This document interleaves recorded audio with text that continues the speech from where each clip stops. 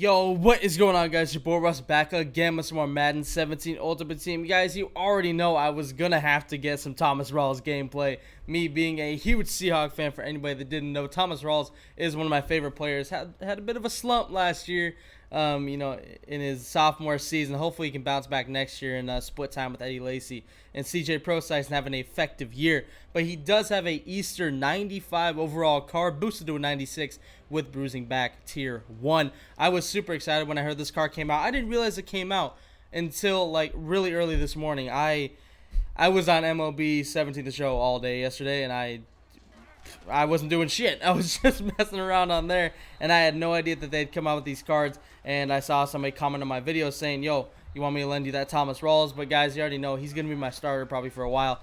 Depending on how much of a difference that speed chem is the 40-yard dash chem goes. But I'm pretty much done with Darren McFadden. I need some fresh content, fresh players, stuff like that, some new players out there. So I think Thomas Rawls will be on the team for a while. And the first run with Thomas Rawls is a great one, a 21-yard touchdown run on a counterplay, guys.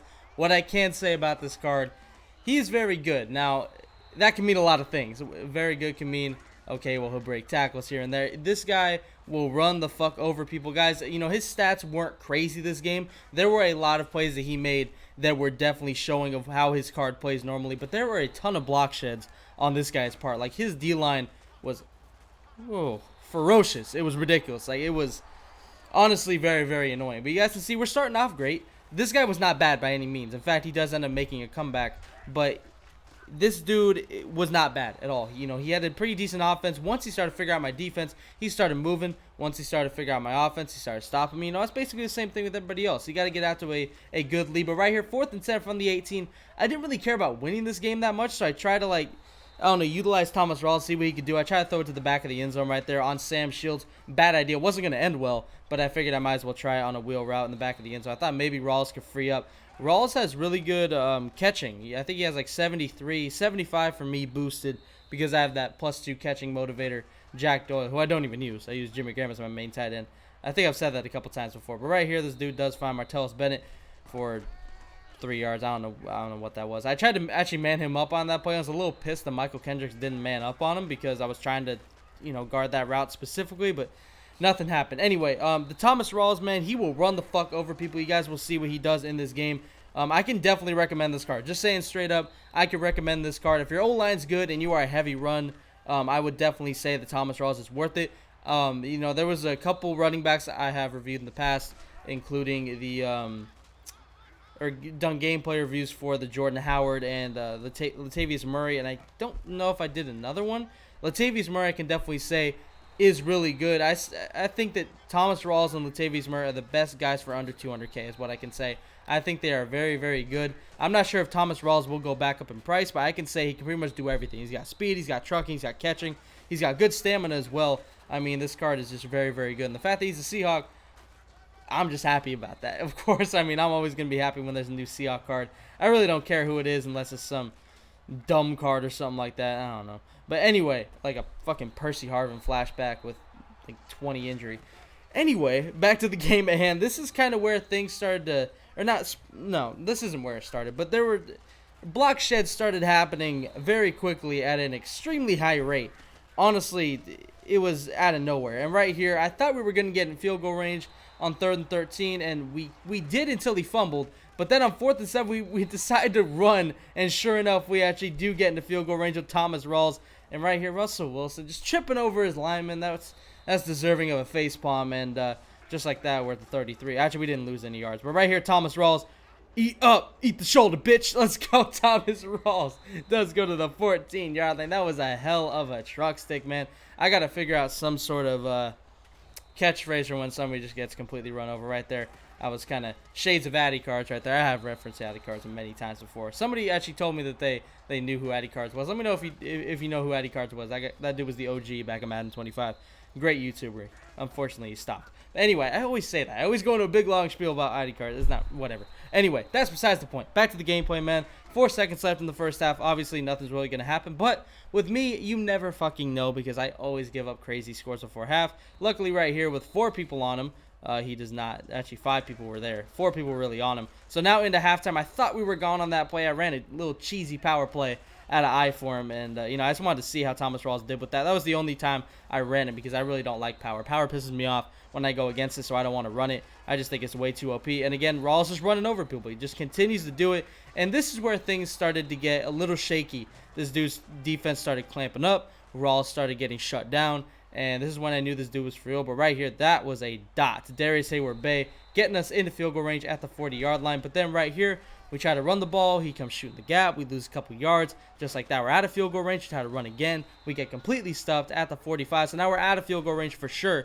And we're rolling out to the left. Heavy pressure again. Just more pass rush is coming towards us, and Theo Riddick actually was not able to make that catch. So 4th and 15, was not going to punt from the 45. I just give Randy Moss a shot. I see him in one-on-one, hoping he can maybe beat Sam Shields. Thought maybe he was going to catch that with the animation he got, but unfortunately he was not. So now this dude does take over at the 45, and he does have Latavius Murray. So two of the best running backs I think in the game, Latavius Murray and Thomas Rawls, if you're on a little bit of a budget, are both, you know, getting showcased in this game. If you guys have not seen my review on Latavius Murray, be sure to go check that out. It was actually a little bit older video. I think maybe a month ago now, or I don't know, a couple weeks ago. 4th and 8, this dude does decide to go for it, and he does almost get sacked by Trey Waynes, but the speed is enough to get there and throw off that throw, and sure enough, we do get the ball back. Now, at this point, I think the game's in the bag. We can get 7 yards, get ourselves in field goal range, and we can put this game away. That's what I was thinking, but Thomas Rawls, again, more block shed is just stopping us from getting anything. 3rd and 5, we decide to throw it to Jimmy Graham, thinking maybe he could break a tackle. Sure enough, he does, but he actually doesn't get to the first. So now 4th and 4, we decide to run, and look at how many block sheds there are. Look at how many people there were there instantly, and we're not able to get 7 yards to get ourselves in field goal range. At the 41, we wouldn't have made it. 40 is like the edge of field goal range for us. It's ridiculous with that Boswell. So unfortunately, we were not able to make it 41. I did check. You know, I looked, and I saw it was like I think a 57-yarder. I was like, well, the most I've ever made with Boswell was 56, I think. So I mean, 40 is like the max. Maybe I could have made it, but I didn't want to have to go out there and field goal and then take a timeout, and if I miss it, you know, I wasted timeout. I ended up wasting a timeout anyway because I didn't like the defense I came out in on on a 4th down, and he ends up getting it anyway. So now this dude is at the 29, and he does throw it to the end zone, and Jalen Ramsey gets completely shit on by Julio Jones, it looks like, and just like that, the game is tied at 14. Do not feel like this game should be tied, but you know what? We got to step up, we got to do some work, and we got to get down the field and take a field goal and win this game. With a minute 30 left, Kelvin Benjamin makes a hell of a catch right there to get us to the 37, gets us a 1st down. You know, most of all, and right there, Thomas Rawls is not able to get anything going. Again, just nothing there in the second half, unfortunately. But it's not really Thomas Rawls' fault. This dude just got some crazy block shed. My O-line is not really built for the run, you know, per se, I guess. I mean, I'm more of a passer, and, you know, that's why, you know, my O-line may not perform as well as it should. But right there, Kelvin Benjamin makes a huge play to get us to the 43, but Russell Wilson does get us into field goal range, and that should put the dagger in it. If we get a 1st down, this game is for sure over. Actually, as a matter of fact, this game is pretty much over at this point anyway. 2nd and 8, Thomas Rawls does get us a nice run. We tried to truck stick. We do break one tackle, but I saw he almost got stripped, so I said, fuck it, I'm going to take my knee, and I'm going to run the clock down 3 seconds.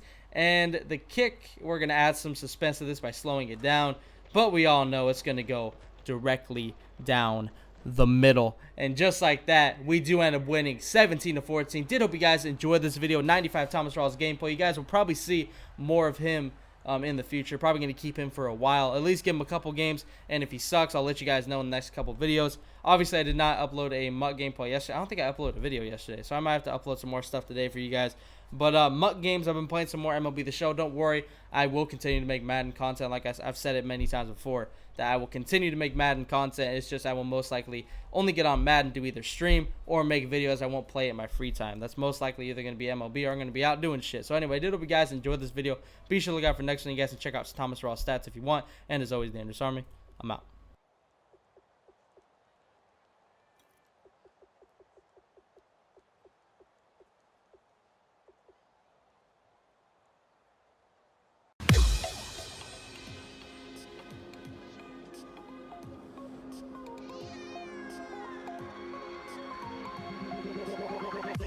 Hellcat.